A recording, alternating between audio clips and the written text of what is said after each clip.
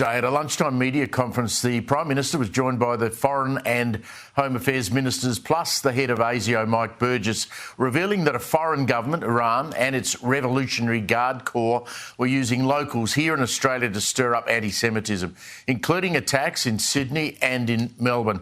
Joining me now, Sky's Andrew Clennell, who's been across this all day. I mean, you've got to ask a question that you asked at the beginning of the day, Andrew, where to start.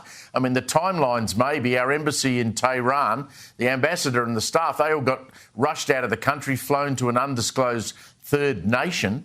You wonder when the government first was alerted that they had to do that. Yeah, they must have known for a while, but ASIO formally told them yesterday, and that must have been timed, I guess, Steve. But ASIO Director General said they've been investigating since October. It's good it's finally out there, I guess, but the government was encouraged to prescribe the Islamic Revolutionary Guard of Iran 2 years ago by the opposition. They said we couldn't because they're a state actor, not a non-state actor. Well, guess what? State actors can do terrorism as well. Look, it was a real shock today. I mean, I was certainly not expecting anything like this. I can't remember anything like it before.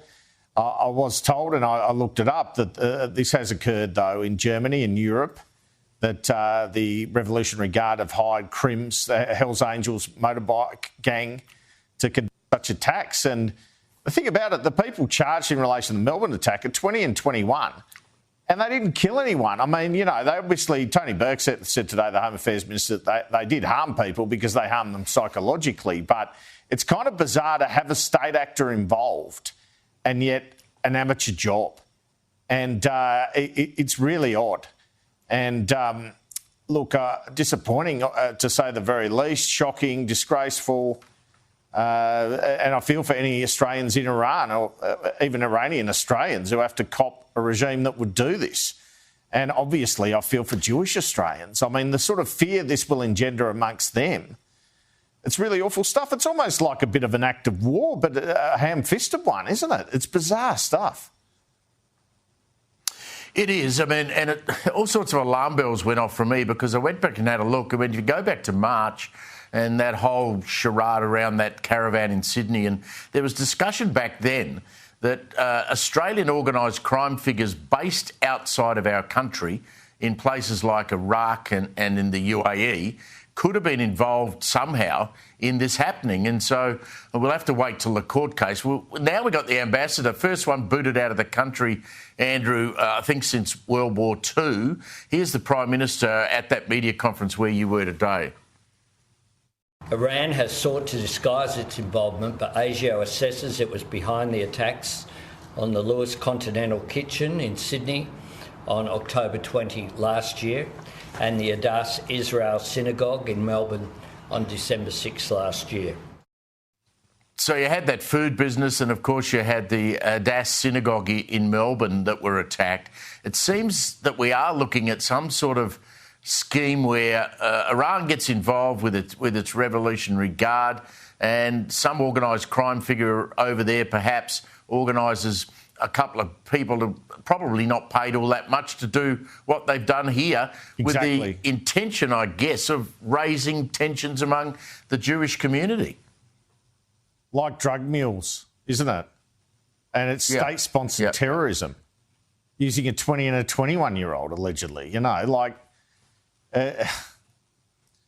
they've taken some firm action. I wonder if there's more sanction action on the way. I guess we already have sanctions against Iran, but booting the ambassador out, as you say, it's the biggest act since World War II. But how do you prevent such things going forward?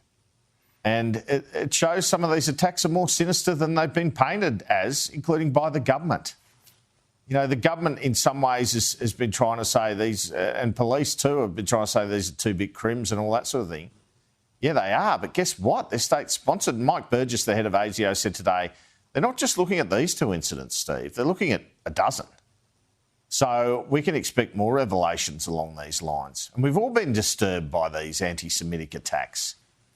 As I say, I can't imagine what it's like to be a Jewish Australian at the moment living under this pall of fear. You know, you're away from the trouble spot and you're copping trouble at home from a foreign country. Is there anything else that the government can do in terms of penalties for people who carry out these attacks? Surely there is. I think they've already acted a bit in that department, but surely there's a call now for more action in that area. And they've already given some more funding for security around synagogues and the like. Can they do more? Surely they can do more. I mean, these are attacks on Australians, Jewish Australians. Australians could have been killed in these attacks. And if they were to keep going, it's only a matter of time before they are. They're fire bombings. They're not just graffiti or lighting a fire when, you know, someone's in the middle of the night when no one's there. Someone could be there. So I think this really changes the game, changes the dynamic in terms of how we are going to view these attacks from now on in. Well, you'd hope ASIO now has got, you know, a hell of a lot more intelligence. I just wonder too, I mean, you and I are in the middle of this as it's unfolding. I mean, there's a lot to come on the back of this, I think. A lot more information will come out. You wonder, for example, if Israel's intelligence services were somehow involved in tipping off ASIO. That wouldn't surprise me, and we've seen it before, Andrew, haven't we, where I think Mossad tipped off ASIO about a potential terror attack in Australia that was actually stopped. So I think we're going to find out a hell of a lot more. And the Jewish community, quite rightly today, I might just play a little bit of Alex Rivchin. He was really, I think, expressing again how on edge they are. Have a look. They'll be deeply anxious, I would suspect, knowing that, again, a regime that has caused so much misery and death and suffering throughout the world, that has targeted the Jewish community in deadly attacks in many places, that they honed in on the Australian Jewish community. It's a terrifying notion. And the question foremost in our minds will be, who's next? Are there still operatives at large? Are there plots still developing? You wonder, Andrew, where we go with the terror alert. You wonder where we go with telling people not to go to Iran. We wonder about Australians. There's a lot of Australians working in Iran. Yeah, that's a horrendous situation. They've told the embassy people, but no one else. I guess they couldn't tell anyone else. But what does that mean for Australians there? Should they be offering flights out of there? You're right, this isn't a one-day story. We'll see more in terms of the court proceedings and fact sheets. In terms of whether Israel's intelligence was involved, I suspect so, because in answer to my question today at the press conference, the head of ASIO, Mike Burgess, said that they've been working with foreign partners. Well, who would that be? That'd be Israel, surely. Maybe the US, I don't know. There couldn't be too many more. So there's no question they've tipped off our intelligence service. You want to have a look at this. They have. They've done a full report. They've convinced themselves it's definitely being sponsored by the Islamic Republic. You'd think there'd be a lot of electronic surveillance and the like that's uncovered that. And they've acted. And they've acted publicly. And it's a very disturbing development in our times. I mean, it brings national security right to the forefront again in terms of an issue in this country.